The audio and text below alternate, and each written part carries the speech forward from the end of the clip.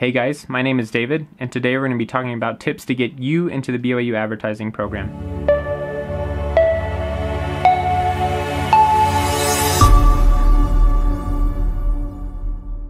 Now I'd like to start with the disclaimer that I just got into the program myself, so by no means am I a master at advertising. For the year that I was preparing to apply to the program, there were a lot of unknowns about the application process, and particularly about the video. That being said, I did learn a number of things about creating a video that might be helpful to you as you're developing your own. So tip number one is that the message of your video is absolutely the most important thing, and it needs to be figured out before you come up with any creative concepts. It can be tempting to make a cool looking video and then work backwards and try and get a message to fit in there that's creative and matches who you are, but it doesn't work very well that way. In the brainstorming for my third or fourth video, I learned that once you have a solid message, the creative executions come super easily, but before that, you're kind of fighting an uphill battle. A lot of these messages have been used before and they generally revolve around the same kind of idea, you know, I'm creative, I'm unique, I work harder than everyone else. But you can make it personal, you can make it your own style of message, and you can sell it. Now tip number two is also related to the message, and it is that the message is more important than the quality of the video. I know a lot of kids who didn't consider themselves talented in video or artsy,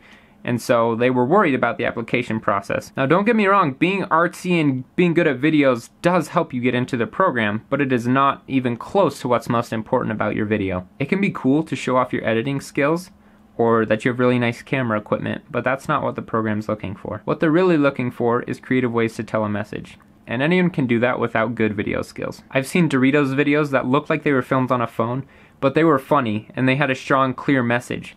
Those stuck with me more than commercials that were filmed on something high budget and had a weak message. If you can tell a message creatively and produce high quality video, then you're golden. But if you're not that great at video creating, just focus on the message mainly. The third tip is to storyboard your video. I didn't start storyboarding until maybe my third or fourth application video, but once I did, it saved me a lot of time and it saved me a lot of stress. You don't need to be super detailed in how you draw everything, but it's useful to know which shots are where before you shoot them. Storyboarding helps you mentally create the video before it's done, and it ensures that you have a clear message with every single shot. My fourth tip is of course to have fun with it. In my first video with the bobbleheads, there were 2 or 3 people underneath the desk pulling strings so that each bobblehead would go to the beat. Pull all the strings real quick. There you go. Go. Both? Mm-hmm. Give it a couple tests before we got the fire lights on. Go. Oh, Napoleon's frozen. Come on, Napoleon. Not the one by his knee. Yeah, that one. Alright, you can hit it. And on top there were lights that were poking down through this cardboard set that I'd made, this black box. And I had to wrap paper around them, and they got so hot they started to smoke and light on fire. And so we would cover them in rags in between shoots, you know, cool them down, cover them in wet rags, cool them down, and then we'd start again and film for maybe a minute or two, and then turn them off again so they didn't light on fire. In my second video, where I'm pouring that cereal with the Fruity Pebbles, I probably had to take that shot 20 to 30 times, and I used the whole bag of 32-ounce Fruity Pebbles just in that shot. It was like a goop of sugar and bran, whatever it is. It was disgusting. It was like sludge by the end. I haven't eaten it really much since, but I had a really good time with that. I haven't cried as much as I did when filming my third video.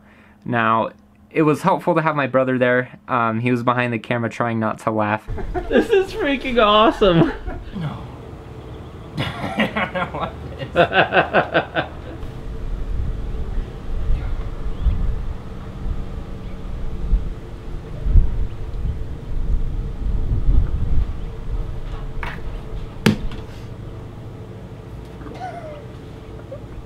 Oh my god.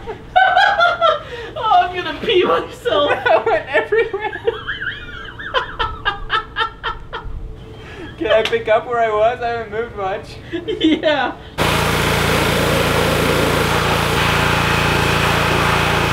Well, if I didn't have to shower before.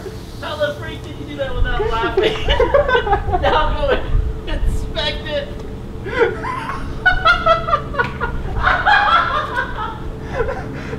We kind of lost sight of where it was going, and that's why I ended up making a fourth one to connect my message better, but we had so much fun with it. And of course the fourth video, as I was cutting onions, I couldn't see for about 20 minutes. They were burning my eyes really, really bad. I I didn't need to cut the whole onion, but I don't know, I kept doing it for whatever reason. And I was really sick of nachos by the end because I'd eaten quite a few. That's so disgusting. So ultimately, you just need to have a good time with these videos. They're meant to be fun. You're going into this major hopefully because you have fun with it. And one final tip is to get help from others as you make your video. Now it says at the bottom of the application you can get professional help, but that doesn't mean you can't use the help of friends or family, people who aren't professionals, or other students to brainstorm. Brainstorming is so much better with more people, as you can bounce ideas off of each other. Other people will always have ideas to make your video better. It's really easy to say what's wrong with a video when you didn't make it. And this can be useful in the beginning, in the brainstorming stages, in some of the editing. But eventually you just need to pull the trigger, go with your idea, and stick with it. And if you end up hating it, and you have more time, make another video, and another one like I did until you feel satisfied with it. That's all I have for you guys today. I hope this was helpful to you. I know that when I was applying to the program, a video like this would have been super helpful to me. Be sure to leave a like and subscribe if you enjoyed the video. Once again, my name's David, and this is Depends on the Lens.